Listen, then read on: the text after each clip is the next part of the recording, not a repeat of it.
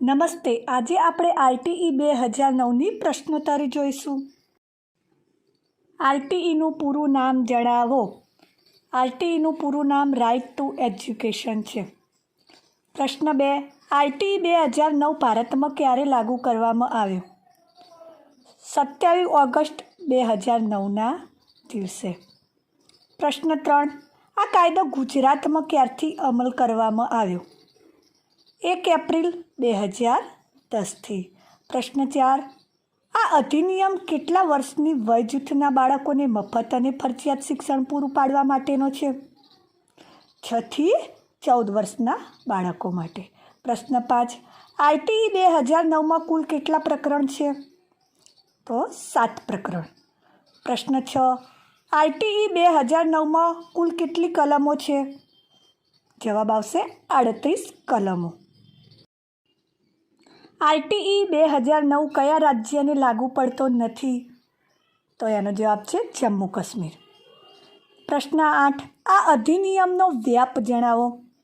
તો આ અધિનિયમ જમ્મુ કાશ્મીર સિવાય સમગ્ર ભારતમાં લાગુ પડે છે. પ્રશ્ન 9, આરટીઈ મુજબ પ્રાથમિક શિક્ષણ એટલે કેટલા ધોરણ સુધીનું શિક્ષણ? જવાબ આવશે ધોરણ 1 થી 8. પ્રશ્ન 10, પ્રકરણ 1માં કુલ કેટલી કલમોનો સમાવેશ કરવામાં આવ્યો છે? કુલ 2 કલમોનો. પ્રશ્ન 11, કયા પ્રકરણમાં પ્રારંભિક માહિતી આપવામાં આવી છે? તો પ્રકરણ 1માં પ્રારંભિક માહિતી અને વ્યાખ્યાઓ બંને આપવામાં આવી છે. પ્રશ્ન 12, આરટીઈ 2009ની કઈ કલમમાં વ્યાખ્યાઓ આપવામાં આવી છે? તો કલમ નંબર 2માં વ્યાખ્યાઓ આપવામાં આવી છે. પ્રશ્ન 13, બંધારણની કઈ કલમમાં 6 થી 14 વર્ષના બાળકોને મફત અને ફરજિયાત શિક્ષણની જોગવાઈ કરવામાં આવી છે? કલમ 45. પ્રશ્ન 14, આરટીઈની કઈ કલમ ઉંમરના પુરાવા તરીકેના દસ્તાવેજોની છે? કલમ નંબર 14. પ્રશ્ન 15, કઈ કલમમાં શીર્ષક, વ્યાપ અને પ્રારંભનો સમાવેશ કરવામાં આવેલ છે? કલમ નંબર 1.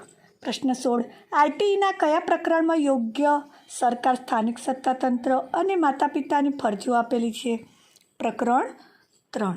પ્રશ્ન 17, આરટીઈ મુજબ ધોરણ 1 થી 5ની શાળાનું વધુમાં વધુ અંતર કેટલું હોવું જોઈએ? તો 1 કિલોમીટર. પ્રશ્ન 18, આરટીઈ મુજબ ધોરણ 6 થી 8ની શાળાનું વધુમાં વધુ અંતર કેટલું હોવું જોઈએ? જવાબ આવશે 3 કિલોમીટર. પ્રશ્ન 19, આરટીઈ મુજબ ધોરણ 1 થી 5ના શિક્ષકોએ દૈનિક કેટલા કલાક કામ કરવાનું હોય છે? તો જવાબ આવશે 4 કલાક. પ્રશ્ન 20, આરટીઈ મુજબ ધોરણ 6 થી 8ના શિક્ષકોએ દૈનિક કેટલા કલાક કામ કરવાનું હોય છે? તો 5 કલાક. પ્રશ્ન 21, ધોરણ 1 થી 5માં વર્ષ દરમિયાન ઓછામાં ઓછા કેટલા કલાકનું શૈક્ષણિક કાર્ય ફરજિયાત છે? તો 800 કલાક. પ્રશ્ન 22, ધોરણ 6 થી 8માં વર્ષ દરમિયાન ઓછામાં ઓછા કેટલા કલાકનું શૈક્ષણિક કાર્ય ફરજિયાત છે?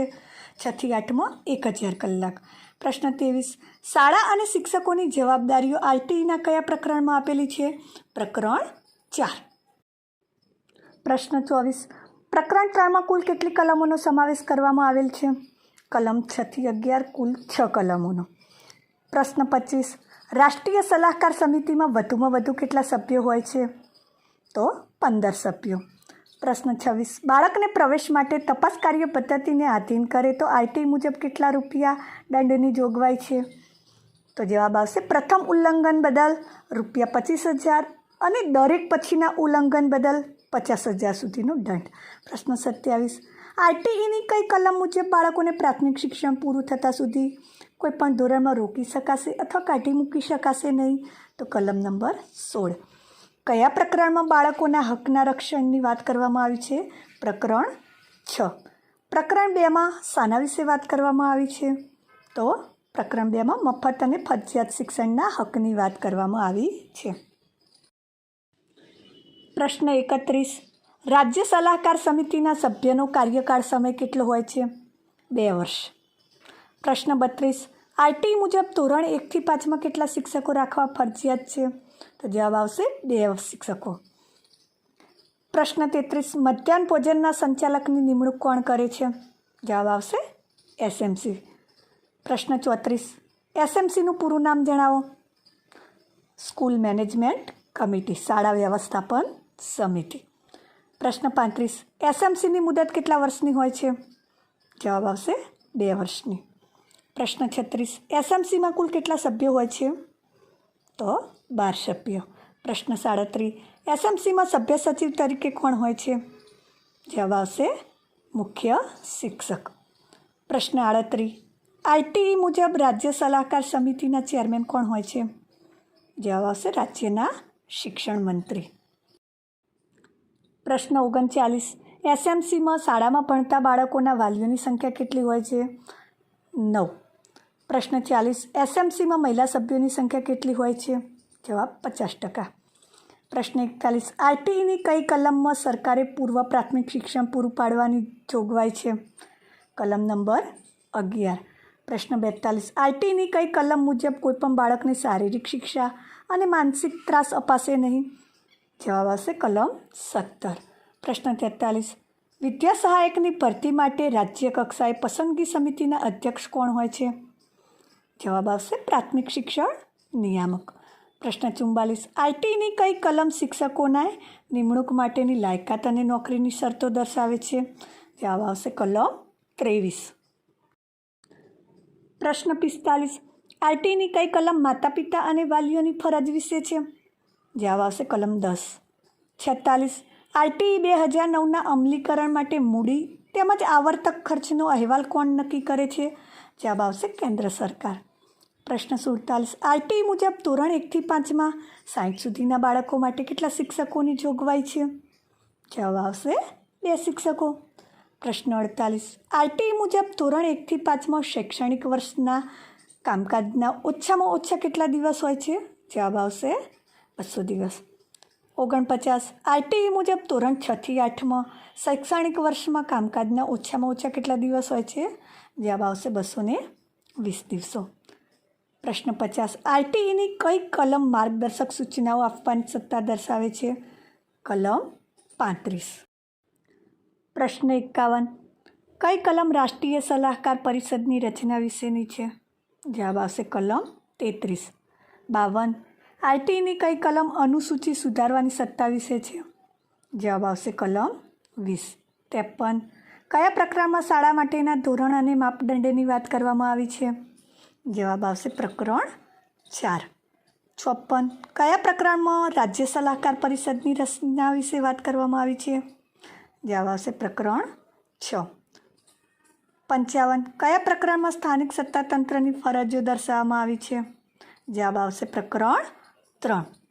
પ્રશ્ન 56, આઈટીઈની કઈ કલમ શાળા સ્થાપવા માટે યોગ્ય સરકાર અને સ્થાનિક સત્તાતંત્રની ફરજો વિશે છે? જવાબ આવશે કલમ 6. પ્રશ્ન 57, આઈટીઈની કઈ કલમ શિક્ષકોની ખાલી જગ્યાઓ ભરવા વિશેની છે? જવાબ આવશે કલમ 26. પ્રશ્ન 58, આઈટીઈ મુજબ શિક્ષક માટે દર અઠવાડિયે કામકાજના ઓછામાં ઓછા કેટલા કલાક થવા જોઈએ? જવાબ આવશે 45 કલાક. 59, આઈટીઈ મુજબ ધોરણ 1થી 5માં 150થી વધુ બાળકો હોય તો કેટલા શિક્ષકો હોવા જોઈએ? જવાબ આવશે 5 શિક્ષકો. પ્રશ્ન 60, આઈટીઈ મુજબ ધોરણ 1થી 5માં વિદ્યાર્થી શિક્ષકનો ગુણોત્તર કેટલાથી વધવો ન જોઈએ? જવાબ આવશે 30:1. પ્રશ્ન 61, આઈટીઈ મુજબ ધોરણ 6થી 8માં પ્રત્યેક કેટલા બાળક દીઠ 1 શિક્ષક હોવો જોઈએ? જવાબ આવશે 35. પ્રશ્ન 62, આઈટીઈ મુજબ શાળા કક્ષાએ શાળા વ્યવસ્થાપન સમિતિની કેટલા વર્ષે પુનઃરચના કરવાની છે? જવાબ આવશે દર 2 વર્ષે. પ્રશ્ન 63, આઈટીઈ મુજબ એસએમસી બેઠક દર કેટલા મહિને બોલાવવાની રહેશે? દર 3 મહિને. 64, શાળા પ્રવેશની ના પાડી શકાશે નહીં તે માટેની કઈ કલમ છે? જવાબ આવશે કલમ 15. 65, આઈટીઈ સંસદમાં ક્યારે પસાર થઈ કાયદો બન્યો? જવાબ આવશે 26 ઓગસ્ટ 2009. પ્રશ્ન 66, આઈટીઈની કઈ કલમ બાળકને નાપાસ કરવા કે શાળામાંથી કાઢી મૂકવા સામે પ્રતિબંધ લગાવે છે? જવાબ આવશે કલમ 16. પ્રશ્ન 67, કઈ 2 સમિતિ નાબૂદ કરીને તેના બદલે શાળા વ્યવસ્થાપન સમિતિ રચવામાં આવી? જવાબ આવશે ગ્રામ શિક્ષણ સમિતિ અને ગ્રામ બાંધકામ સમિતિ.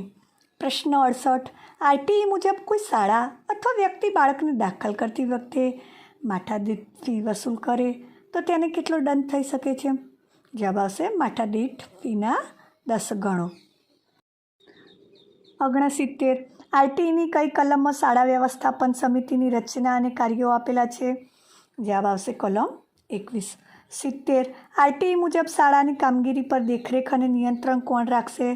જવાબ આવશે શાળા વ્યવસ્થાપન સમિતિ. પ્રશ્ન 71. માન્યતા પાછી ખેંચી લીધા પછી કોઈ વ્યક્તિ શાળા ચલાવવાનું ચાલુ રાખે તો કેટલા સુધીનો દંડ થઈ શકે છે? જવાબ આવશે 1 લાખ રૂપિયા સુધીનો દંડ. તેમજ આવું ઉલ્લંઘન ચાલુ રહે તે દરમિયાન દરેક દિવસ માટે ₹10,000નો દંડ થઈ શકે છે. 72. આરટીઈના કયા પ્રકરણમાં શાળા માટેના ધોરણ અને માપદંડ આપવામાં આવ્યા છે? જવાબ આવશે પ્રકરણ 4. 73. આરટીઈની કઈ કલમ પ્રમાણે બાળકો પ્રાથમિક શિક્ષણ પૂરું થતાં સુધીમાં બોર્ડની કોઈ પરીક્ષા પાસ કરવાની રહેશે નહીં? જવાબ આવશે કલમ 30. પ્રશ્ન 74. આરટીઈની કઈ કલમ શાળા વિકાસ યોજના માટેની છે? જવાબ આવશે કલમ 22. આરટીઈના કયા પ્રકરણમાં બાળકના હકના રક્ષણની વાત કરવામાં આવી છે? જવાબ આવશે પ્રકરણ 6. 76. શિક્ષકોની બિનશૈક્ષણિક કામગીરીમાં કઈ કામગીરીનો સમાવેશ થશે નહીં? તો 10 વર્ષીય વસ્તી ગણતરી, આપત્તિ રાહત ફરજ અને ચૂંટણીને લગતી ફરજોનો સમાવેશ થશે નહીં. પ્રશ્ન 77. આરટીઈની કઈ કલમ મુજબ શિક્ષકોને ખાનગી ટ્યુશન પર પ્રતિબંધ છે? જવાબ આવશે કલમ 28. 78. આરટીઈ મુજબ ધોરણ 6 થી 8ના બાળકોને પ્રવેશ કેટલાથી વધારે હોય ત્યારે પૂર્વકાલીન મુખ્ય શિક્ષકની જોગવાઈ છે? તો જવાબ આવશે 100 બાળકથી વધારે.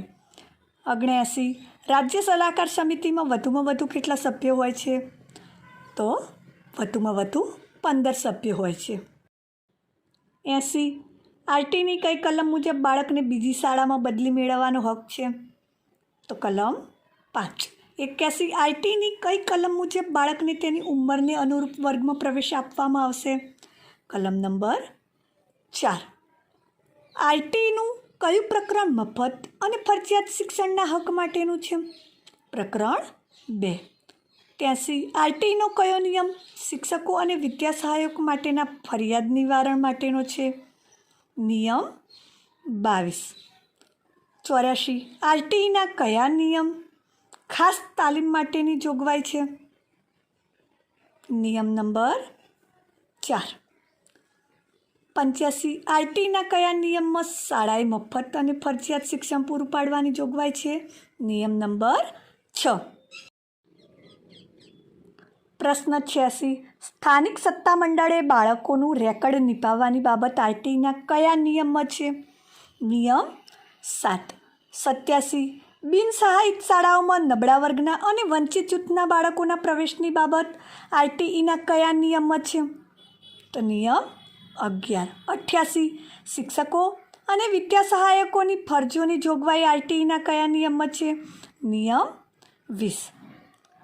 89. શિક્ષણની ગુણવત્તા અંગેના સામયિક મૂલ્યાંકન બાબત રિપોર્ટ તૈયાર કરવાની જોગવાઈ આરટીઈના કયા નિયમમાં છે? નિયમ 27. 90. રાજ્ય બાળ અધિકાર આયોજનની કામગીરી બાબત આરટીઈના કયા નિયમમાં છે? તો જવાબ આવશે નિયમ 31. પ્રશ્ન 91. શિક્ષકની યોગ્યતા માટેની સામાન્ય કસોટી દાખલ કરવાની બાબત આરટીઈના કયા નિયમમાં છે? તો નિયમ 29માં. 92. અભ્યાસક્રમ અને મૂલ્યાંકન પદ્ધતિની જોગવાઈ આરટીઈના કયા નિયમમાં છે? નિયમ 24. 93. શાળાએ બજાવવાની ફરજો આરટીઈના કયા નિયમમાં છે? અહીંયા તમને નિયમ પૂછ્યો છે. જવાબ આવશે નિયમ 21. જો કલમ પૂછી હોય તો કલમ આવશે 24. નિયમો અને કલમો અલગ અલગ આવશે. 94. શાળા વિકાસ યોજના તૈયાર કરવાની બાબત આરટીઈના કયા નિયમમાં છે? અહીંયા તમને શાળા વિકાસ યોજના કઈ છે નિયમ પૂછ્યો છે માટે 17 અને જો કલમ પૂછી હોત તો 22. આગળ પ્રશ્ન જોઈશું.